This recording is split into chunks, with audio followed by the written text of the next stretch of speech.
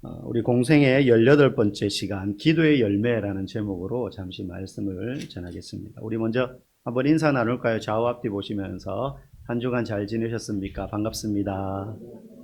네. 이렇게라도 인사 안 하면 앞사람 뒤통수만 보다가 그냥 집에 돌아가는 경우도 있더라고요, 보니까. 예. 친구 한 명이 급하게 돈이 필요하다면서 조금 넉넉한 친구를 찾아왔습니다. 제 이야기는 아닙니다. 저한테 돈 꾸러올 사람은 없어요. 근데 이제 급하다고 찾아온 친구의 모습이 좀 이상한 거예요. 보니까 전혀 급해 보이지 않습니다. 급해 보이지 않아요. 그냥 표정이 야, 돈 좀 빌려줘 그러는데 느낌이 뭐 빌려주면 좋고 뭐 빌려주기 싫으면 말고 뭐 약간 이런 태도인 거죠. 아주 당당하게 이제 서서 돈을 좀 빌려달라는 겁니다. 그래서 결국 돈을 빌려주기 싫어서가 아니라 그의 말과 달리 자기는 지금 막 돈이 필요하다 그러는데 그런 말과 달리 전혀 그의 모습이 힘들어 보이거나 또 급해 보이지 않았기 때문에 이 친구는 돈을 빌려주지 않았어요. 네. 근데 나중에 시간이 지난 뒤에 소문이 들리는 겁니다. 그 빌리러 갔던 그 친구가 돈을 빌려주지 않은 이 친구에 대해서 막 사람들에게 험담을 하고 다니더라. 자기 험담을 하고 다니더라. 라는 소문을 이 사람이 나중에 듣고는 마음이 많이 상했다 그래요. 여러분, 이 이야기, 실제 있을 법한 이야기인데요. 여러분, 우리가 누군가에게 도움을 청할 때에 정말로 그 도움이 필요하다. 그게 뭐 물질이든 뭐든. 그러면 굳이 막 불쌍한 척을 할 필요까지는 없겠지만 그렇다고 해서 자존심 내세우면서 괜찮은 척, 급하지 않은 척, 아무렇지 않은 척, 뭐 그럴 필요는 없잖아요. 그죠? 정말 힘들면 힘들다고 말해야 되는 거예요. 약하면 자신의 약함을, 그리고 어려움이 있으면 있는 그대로 정말로 내가 이 친구의 도움을 원한다면, 내가 지금 이런 문제 때문에 너무 괴롭고 힘든데 네가 좀 나를 도와줄 수 있겠니? 그렇게 솔직하게 있는 그대로 말해야 도움을 받을 수 있는 것 아니겠습니까? 아파서 병원에 갔는데 의사가 막 이렇게 진찰을 해요. 어디가 아파서 왔습니까? 근데 제대로 말을 안 해요. 이 자존심 때문에. 여기가 조금 아프긴 한데, 그래서 막 만지는데 되게 아파요. 막 아픈데 꼭 참으면서 여기 아픕니까? 아니, 별로 안 아픈데요. 막 이러면 그 사람 제대로 된 치료를 받을 수가 없겠죠. 병원 같은 데 가면 조금 아파도 되게 아파요 막 이렇게 해야지 의사가 약을 써줘도 좀 좋은 약을 센 약을 써주는 것 아니겠어요?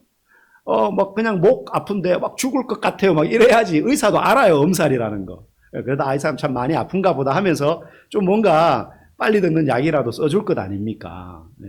근데 막 여기 아파요 그런 별로 안 아픈데 이러면 의사도 꾀병인가 뭐 견딜만 한가 보지 뭐 이런 생각을 할 수 있다는 거죠.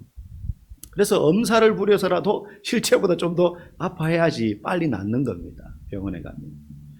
여러분, 성도가 하나님 앞에 신앙생활을 하면서 기도하러 나올 때도 마찬가지예요. 하나님께 우리가 어떤 문제를 가지고 기도할 때 고상한 척 하고 나와가지고 별로 힘들지 않은 척 하는 건요, 정말 어리석은 겁니다. 정말 어리석은 거예요.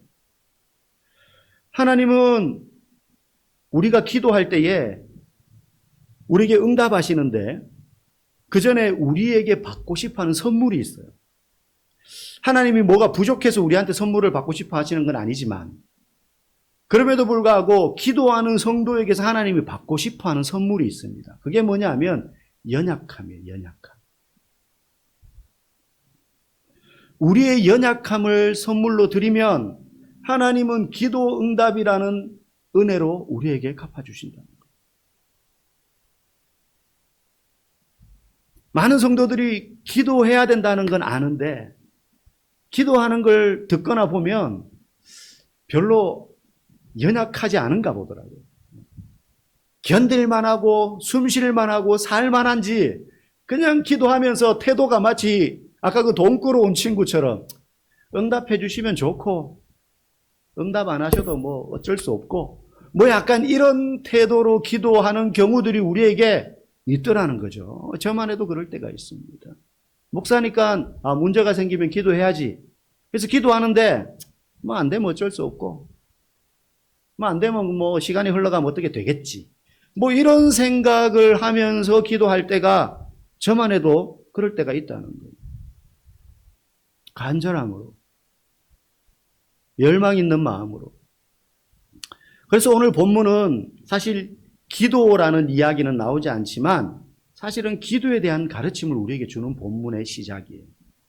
우리가 세 절을 읽었지만 세 절로 끝나지 않습니다. 뒤에 쭉 이어져요, 사실 내용이. 예수님께서 지금 공생애를 이제 사시면서 마지막 십자가에 달리시기 거의 6일 전 시점입니다. 지난주에 이제 우리가 살펴봤는데 예수님이 예루살렘에 입성하실 때 베다니와 벳바게에서 어떤 짐승을 타셨어요? 나귀 새끼. 네, 몇몇 이렇게 립싱크 하시는 분들이 계신데 자신 있게 이야기하셔도 돼요. 나귀 새끼를 타셨어요. 나귀 새끼를 타신 이유는 왕 대신 메시아로 오시는 그 예언의 말씀, 스가랴서 9장의 말씀을 이루시기 위함이기도 하지만, 그리고 그 나귀 새끼에 대한 율법의 내용을 보면 부정한 짐승이지만 생활에 필요한 짐승이기 때문에 그 나귀를 사용하려면 어떤 짐승으로 그 나귀의 목숨을 대속해야 돼요? 양을 잡아야지 그 나귀를 쓸 수 있는 거예요. 안 그러면 부정한 짐승이기 때문에 둘 수 없어요. 어린 양이 대속의 피를 흘렸기 때문에 나귀가 쓰임 받는 거예요. 그 나귀가 누구라는 거예요? 저와 여러분들. 예수님이 어린 양 되셨기 때문에 우리가 하나님 앞에 쓰임 받는 겁니다. 필요한 존재가 된 거예요. 네. 그런데 이제 그 나귀 새끼를 타고 예루살렘에 입성하셨던 예수님께서 다시 베다니로 나오십니다. 예루살렘 성을 벗어나요. 그리고 오늘 본문에 다시 그 다음날 예루살렘으로 다시 들어가시는 거예요. 그 이야기예요, 지금. 근데 들어가시다가 오늘 이 사건이 발생하죠. 이튿날 그들이 베다니에서 나왔을 때에 이제 예루살렘으로 다시 들어가신다는 거예요. 예수님이 시장하셨는지 무화과 나무, 이제 길거리에 있는 무화과 나무의 열매를 좀 드시고 싶으셨나 봐요. 보니까 저기 잎이 무성한데 분명히 저기 열매가 있을 것 같은데 해서 보니까 열매가 하나도 없는 거죠. 그래서 예수님이 어떻게 하십니까? 그 나무를 저주합니다. 사람도 아니고 나무에다 대고 저주를 하십니다. 무슨 큰 잘못을 저질렀길. 나무는 그냥 거기 있었을 뿐인데. 네. 근데 보니까는 오늘 본문을 읽어보니까 때는 열매 맺을 시기가 아니라는 거예요. 유대인들은 다 알아요. 지금이 무화과 열매를 맺을 시기가 아니라는 걸. 근데 그러면 이상하지 않습니까? 예수님의 행동이. 당연히 열매 맺을 시기가 아닌데도 불구하고 열매가 없다고 예수님이 무화과 나무를 저주해서 그 나무가 다시는 열매 맺지 못하도록, 우리가 오늘 3절만 읽었지만 뒤에 넘어가서 20절부터 보면 이 이야기가 이어져요. 제자들이 보고 왔는데 예수님 그 무화과가 다 말라 죽어버렸던데요. 예수님 왜 이렇게까지 하시는? 저처럼 배고프면 막 짜증이 막 올라오시는 건가, 예수님이? 예수님이 막 분노 조절 장애가 있으시나? 뭔가 좀 그 정도까지는 아니시겠지만 예수님이 저희들처럼 인자하신 분이시니까. 근데 뭔가 좀 이해되지 않는 예수님의 돌발적인 행동 같아요. 사실요, 중동 지역에 있는 무화과 나무는 2번 열매를 맺어요. 2번 열매를 맺는데, 그러니까 철 익은 무화과 열매. 아직 무르익은 때가 아닌데 열매가 맺어요. 설 익은 거죠. 네, 우리로 말하면 돌배 비슷한 거예요. 네. 그걸 비쿠라라고 불러요, 유대인들은. 그래서 이걸 보통 먹지 않습니다. 그냥 버립니다. 놔둡니다. 그리고 늦게 열린 무화과, 그러니까 이게 제때 열리는 거예요, 이제. 식용으로 먹고 이제 하는 거죠. 그걸 테나라고 불러요. 구분해서 부르는 거예요. 우리는 뭐 따로 저건 좀 아직 설 익었어. 연거를지 못해서 뭐 이렇게 말하지만, 유대인들은 먼저 열리는 열매를 부르는 호칭이 있고, 비쿠라라고 그러고, 그리고, 이제 따먹을 수 있을 만한 완전히 익은 열매를 테나라고 구분해서 불러요. 그리고 그걸 먹는 거예요, 테나. 예수님이 예루살렘에 지금 2번째 입성하시는 때가 3월 말에서 4월 초 정도로 봅니다. 그러면 그 당시에 이 무화과 나무에는 어떤 열매가 맺히느냐 하면 이 비쿠라가 맺힐 시기예요. 사람들이 먹지 않는. 예. 그런데 오늘 성경 본문에는 무화과가 열리지 않을 때다라고 말해요.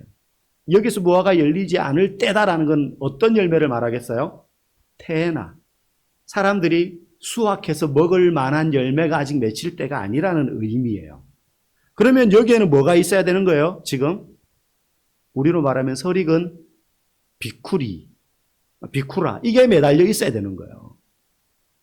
당시 유대인들은 이 비쿠라를 무화과로 취급하진 않아서 일반적인 경우에는 먹지 않았습니다. 왜? 기다리면 맛있는 열매가 맺히니까. 그런데 제철 무화과 열매처럼 달진 않았지만 그럼에도 불구하고 이 비쿠라를 먹는 사람들이 있었어요. 가난한 사람들, 여행객들, 그리고 과부나 고아들. 형편이 너무 안 좋은 사람. 그런 사람들은 이거라도 따먹는 거예요. 그래서 그 열매가 맺혔을 때 일반적인 사람들은 먹지 않고 내버려 두지만 여행객이라든지 그런 경제적으로 힘든 처지에 있는 사람들은 그거 따먹는 거예요. 사람들이 그걸 알기 때문에 내버려 둬요. 그 열매를. 자기들은 굳이 안 먹지만. 그런데 예수님도 그걸 알고 있었단 말이에요. 유대인이니까 당연히. 근데 보니까 잎사귀는 무성하니까 그 비쿠라가 맺혀져 있어야 되는데 보니까 아무것도 없는 거예요. 그 말은 이 나무가 문제가 있다는 거예요. 병이 들었든지 뭔가 문제가 정상적으로 지금 성장하지 않은 거예요. 그래서 예수님이 저주를 하세요. 굳이 저주까지 하실 필요는 있나? 다음날 보니까 이 나무가 뿌리채 말라버리잖아요. 아까도 말씀드렸지만 예수님이 그만큼 짜증을 나신 것도 아닐 것이고 우리처럼 막 그냥 분노가 솟아오르면 막 견디지 못하는 그런 분도 아니실 텐데 왜 다시는 열매 맺지 못하도록 저주까지 해버려서 나무를 말라버리게 하셨을까요? 분명한 것은 예수님이 우리처럼 저와 여러분처럼 기분 따라 욱하는 막 그런 성질 부리는 분은 아니실 겁니다. 예수님은 철저히 말씀을 따라 나귀 새끼를 타신 것부터 시작해서 말씀을 따라 그 공생의 삶을 사셨고 사명을 따라 그 일들을 하셨기 때문에 그분이 하시는 모든 행위에는 의미가 있습니다. 의미가 있어요. 여러분 이 무화과 나무를 저주해서 말라버리게 된 이 사건을 이해하려면 우리가 14절까지 읽었지만 그 뒤에 15절부터 19절 사이에 나오는 또 다른 한 사건을 이해해요. 어떤 장면이 나오느냐 하면 이제 저주하고 난 다음에 예루살렘 성전에 들어가십니다. 근데 성전에 들어가니까 무슨 일이 지금 벌어지고 있습니까? 성전 안에서 사람들이 장사하고 있는 거예요. 물건을 막 서로 팔고 난전이 벌어진 거예요. 그래서 예수님이 거기서 막 분노하시면서 장사하는 사람들의 상을 뒤엎으시고 거기서 파는 가축들을 다 내쫓으시는 그런 사건이 오늘 이 저주 사건 다음에 나와요. 그러면서 그 성전을 막 소위 성전 청결 사건이거든요. 이게 제목을 붙이자면. 예수님이 성전을 정화하고 청결케 하는 거예요. 근데 이 청결 사건 분노하시면서 장사하는 사람들 내어 쫓으시면서 예수님이 17절에 뭐라고 이야기하시느냐. 우리 같이 읽어보겠습니다. 내 집은 만민이 기도하는 집이라 칭함을 받으리라고 하지 아니하였느냐. 너희는 강도의 소굴을 만들었도다. 오늘 많이 들어보셨죠. 성전은 하나님께 기도하는 집인데 너희들이 강도의 소굴처럼 만들었다는 거예요. 그리고 나서 성전에서 나오시자 제자들이 예수님 앞에 달려 나와서 그러는 겁니다. 예수님이 아까 전에 성전에 들어오시기 전에 저주했던 무화과 나무가 뿌리채 말랐습니다. 그러자 그 얘기를 듣고 예수님이 제자들에게 뭐라고 이야기하시느냐? 우리 23절, 24절 읽어봅시다. 시작. 내가 진실로 너희에게 이르노니 누구든지 이 산더러 들리어 바다에 던지리라 하며 그 말하는 것이 이루어질 줄 믿고 마음에 의심하지 아니하면 그대로 되리라. 그러므로 내가 너희에게 말하노니 무엇이든지 기도하고 구하는 것은 받은 줄로 믿으라. 그래야면 너희에게 그대로 되리라. 아멘. 무화과 나무가 말라버린 것을 두고 제자들이 보고하니까 예수님이 뭐라고 이야기합니까? 믿음으로 기도하면 그대로 된다. 무화과 나무가 마른 사건을 두고 예수님이 지금 뭘 강조하는 거예요? 믿음으로 기도하라. 이게 뭔가 앞뒤가 안 맞는 것 같잖아요. 믿음으로 기도하면 그대로 된다. 그리고 예수님이 그 앞에 성전을 청소하시면서 뭐라고 하셨어요? 내 집은 만민이 뭐하는 집이다? 기도하는 집이다. 이 성전 청결 사건이 무화과 나무 사건 사이에 껴 있어요. 물론 다른 복음서에는 보면 그냥 쭉 이어지지만 자, 그러면 이 두 사건, 무화과나무를 저주해서 말라버린 것과 성전을 청소하신 것, 이 예수님의 행동 안에 들어있는 공통적인 주제가 뭐예요? 기도. 내 집은 만민이 기도하는 집이라 하면서 성전 청소하셨고, 무화과나무를 저주하자 뿌리까지 말라버려서 다시는 열매 맺지 못하게 된 이야기를 제자들이 보고하는 걸 듣고 난 다음에 믿음대로 기도하면 그대로 된다. 예수님은 이 두 사건을 통해서 저와 여러분들에게 기도에 대해서 가르치고 계신 거예요. 기도에 대해서. 성전이 하나님께 기도하는 장소인데 그곳을 장사꾼들의 소굴로 만들어버린 유대인들에 대해서 정신 차리라고 말씀하시면서 직접 성전을 청결케 하시는데, 그렇게 성전을 청결케 하시면서 여기는 장사하고 너희들의 유익과 탐욕을 위하여서 있는 곳이 아니라 기도하기 위하여 있는 곳이다. 기도가 뭡니까? 하나님과 소통하는 거잖아요. 대화하는 거잖아요. 그래서 기도에 대해서 가르치실 뿐만 아니라 마땅히 맺어야 될 열매, 이런 열매라 할지라도 정상적인 무화과나무라면 있었어야 될 그 열매, 비쿠라, 그 열매를 맺지 않고 잎사귀만 무성했던 무화과나무를 저주하시면서 또 기도에 대해서 말씀하시는 거예요. 여러분, 교회가 기도해야 되는 장소인 줄 알면서도 기도하기보다 지금 이 성전에 있었던 사람들 뭐 하고 있었습니까? 자신의 욕망을 채우는 거예요. 유익을 찾는 거예요. 장사해서 이속을 챙기려고 했던 것입니다. 그런 장소로 여겼던 유대인들의 가식적이고 이중적인 모습이 잎사귀만 무성하여서 겉으로는 그럴듯해 보이지만 정작 맺어야 될 열매는 맺지 못하여서 쓸모없는 무화과나무로 그 자리를 차지하고 있는 이 무화과나무와 같다는 거예요. 유대인들의 모습이. 성전이 뭐 하는 데인지 몰라서 들어와서 장사하는 게 아니었습니다. 거룩한 제사가 이루어지고 하나님께 기도하고 말씀이 선포되고 그 강론을 듣고 통회자복하며 회개하는 일들이 일어나는 곳이 교회인데, 성전인데, 거기서 자기들 입에 들어갈 것을 챙기고 돈을 벌어서 이속을 찾고, 그러면서도 지금 이 사람들이 장사하는 주제가 뭐냐 하면 곧 있으면 있을 유월절날 제사 때 필요한 그 제사 때 드릴 가축들, 그걸 사고 팔고 있었거든요. 얼마나 가식적이에요. 그게 마땅히 있어야 될 열매를 맺지 않고 잎만 무성하여서 그럴듯해 보여서 나는 무화과나무요 하고 서 있는 그 무화과나무와 그 유대인들의 외식하고 가식적이고 허울뿐인 성전에서 장사하고 있는 그 유대인들의 모습을 드러낸다는 거예요. 예수님 고발하는 거죠. 예수님 지금 시청각 교육하고 있는 거예요. 속빈 강정 같은 그 유대인들의 가식적인 신앙. 여러분, 이 무화과나무는 하나님의 백성을 자처하면서도 하나님을 위해서 열매 맺지 않는 이스라엘 백성들을 의미해요. 나는 하나님의 선택하신 백성, 아브라함의 자손이라는 거예요. 그런데 그 속은 텅 비어 있는 거예요. 아무것도 없는 거예요. 얼마나 제사는 뻑짝지근하게 잘 드리겠습니까? 익숙하죠. 그런데 실제 삶은 그렇지 않더라는 거예요. 실제 삶은. 평소에는 자기들의 유익을 위해서 교회라는 장소도 성전이라는 장소도 도구로 사용할 뿐이에요. 근데 절기가 되면 제사를 잘 드리는 거예요. 열매 없는 무화과나무. 하나님을 위해서 열매는 맺지 않으면서 종교적인 형식은 그럴듯하게 잘 갖춘 이스라엘 백성들을 의미하고, 사실 또한 오늘날 많은 교회와 성도들을 의미한다고 생각합니다.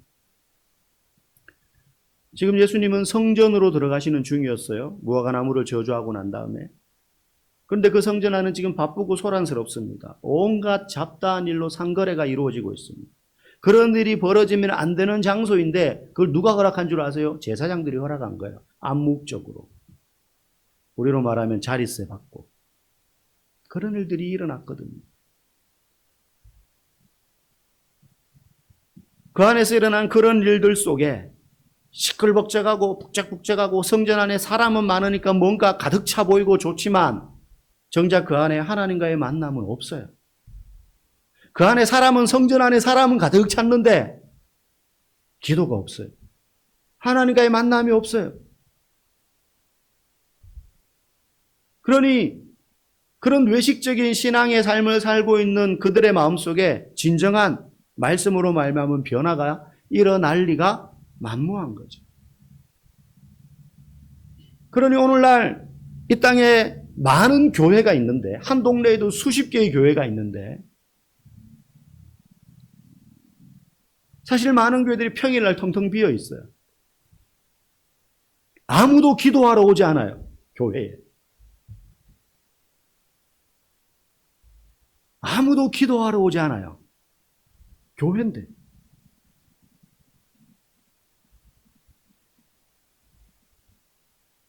바쁘게 일을 해요. 하나님께 제사 드리기 위해서 관계된 일들로 바쁘긴 한데, 지금 이 예루살렘 성전 안에 있는 사람들도 정작 기도해야 될 장소에서 기도하지는 않는 사람들. 매주일 교회 가서 예배는 드리는데 앉아있다 오는 경우들이 많이 있을 수 있죠. 우리가 일상의 삶에서 어떻게 기도하는지, 지금 예수님이 내 집은 만민의 기도하는 집이다라고 말씀하실 때에 저와 여러분에게 이게 정말로 가슴 아픈 말씀으로 인이 박혀야 됩니다. 군중을 향해서 쫓아내시면서 얘들아, 내 집은 만민이 기도하는 집인데 너희들 지금 강도의 소굴을 만들고 있어, 이렇게 말씀하시지만, 다수를 향해서, 군중을 향해서 그렇게 외치시지만, 그 말씀이 오늘 저와 여러분들의 이름을 부르면서 한 사람 한 사람에게 누구야, 누구 집사야, 누구 권사야, 장로야, 기도하는 집인데 기도하고 있냐? 정말 바쁘게 사는데, 바쁘니까 더 기도해야 되는데, 정작 기도해야 될 장소에서 기도하지 않고 이 땅의 교회에서 기도의 소리는 사라지고 없어요.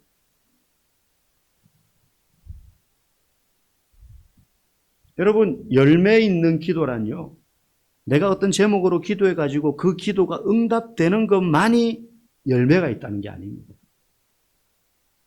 마땅히 있어야 될 열매가 있을 때 제대로 된 무화과 나무인 것처럼, 성도라면 마땅히 해야 될 기도의 모습이 있을 때 그 성도는 기도의 열매를 맺어가는 거예요.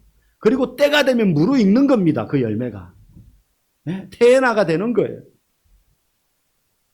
달고 단.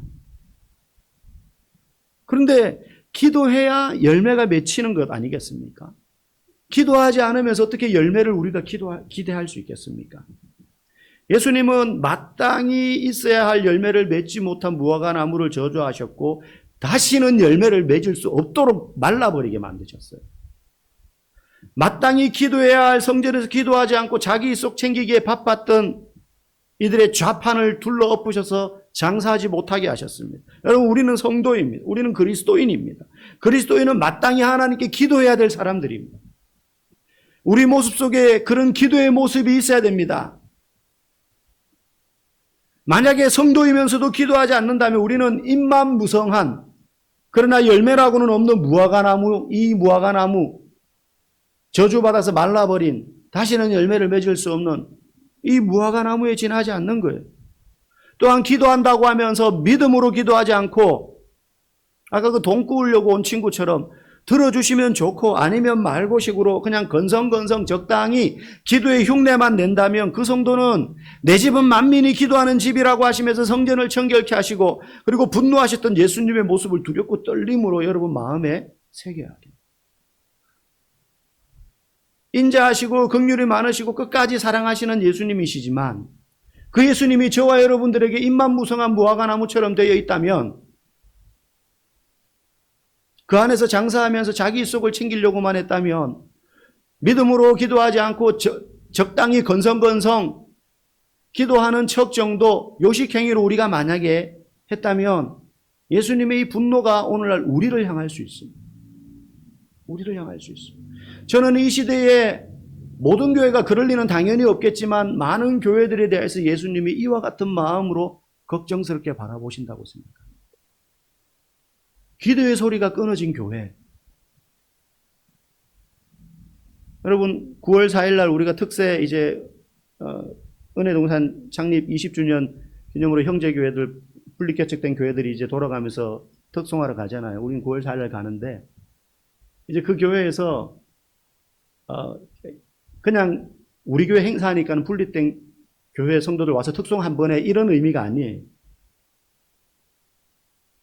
이제 그 교회에서 실천하는 형제교회를 돌아보고 실천하는 숙제를 내줬어요. 성도들에게. 각 형제교회들 수요 예배 같이 가서 드리라고. 우리 교회도 올 거예요. 언제 올지 모르겠어요. 요일이 정해진 게 아니에요. 예고하고 오는 게 아니고 모르겠어요. 물론 전날 목사님 저희 갑니다 이럴 수는 있는데 저는 약간 걱정이 돼요. 수요 예배 지금 안 나오시는 분들은 모르지만 나오시는 분은 알지만 막상 그분들이 왔을 때 그분들이 더 많을까 봐. 우리 수요 예배는 수요 기도회거든요. 기도하러 안 와요. 우리 교회만 그런 게 아니에요.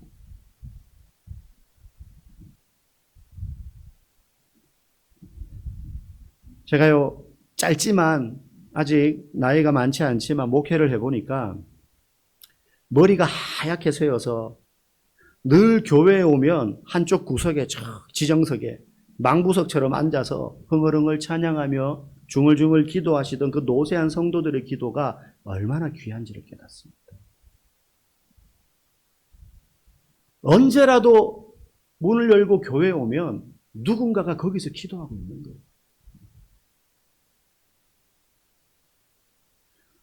우리 교회에서 그런 성도의 기도 소리가 끊어지지 않기를 간절히 소망합니다. 왜 아무도 아멘을 안 하세요? 당황스럽게. 아멘하면 해야 될 것 같죠? 네.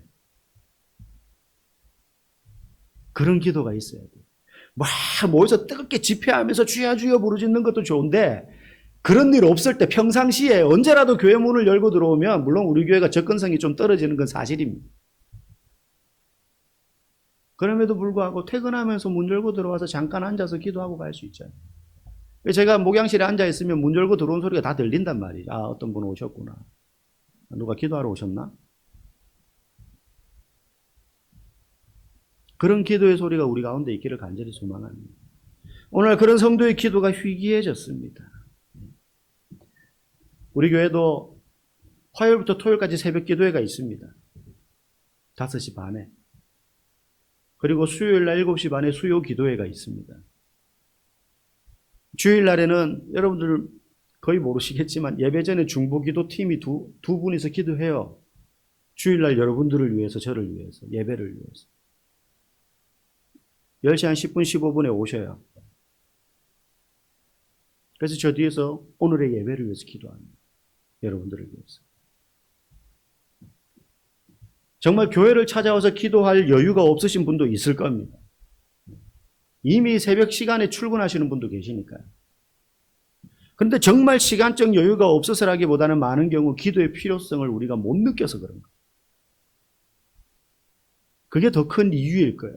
만약에 여러분들이 죽을 위기에 이르면 몸이 이상해서 병원에 갔는데 3개월 남았습니다. 이러면 여러분들 적당히 기도하시겠습니까? 건성건성으로 하시기. 아니 가족 중에 누가 불의의 사고를 당해가지고 사경을 헤맨다는 소식 들으면 적당히 기도하면 하나님 살려주면 좋고 안 살려주면 어쩔 수 없고 이런 마음으로 기도하실 수 있어요. 그때는 시키지 않아도 철야기도 금식기도 할 거예요.